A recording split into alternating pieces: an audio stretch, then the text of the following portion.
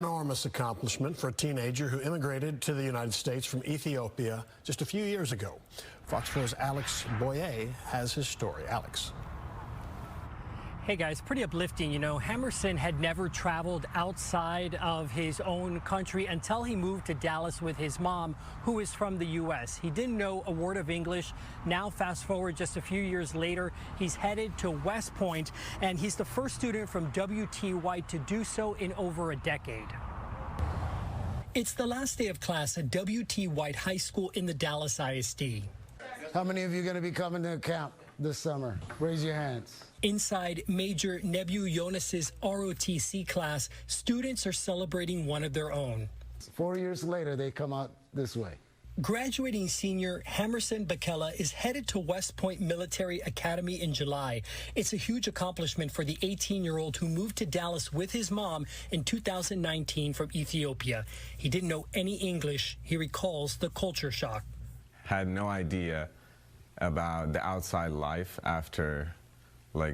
outside of my country. A few weeks into his freshman year, Bakela met Major Jonas, who is the senior Marine instructor at the school. The chance encounter would change his life. Both moved to Texas from Ethiopia when they were in their teens. The first word he said was like, "What's up?" in my language. It's like "Salam no," and I was like, wow. I was so happy to see someone speaking my language. It is eerily similar how our lives stories are so much alike. Jonas encouraged Bakela to join the ROTC class. It's an elective at the school. Bakela began to flourish. He was a guy who worked hard. Like, you know, if I give him a 95, he'll come and say, "So what do I have to do to make this 100? And if I say 100 push-ups, he'll go and do that. Bakela's English began to improve, and the ROTC program gave him confidence. And now he's basically flying, and it is kind of a joy to see.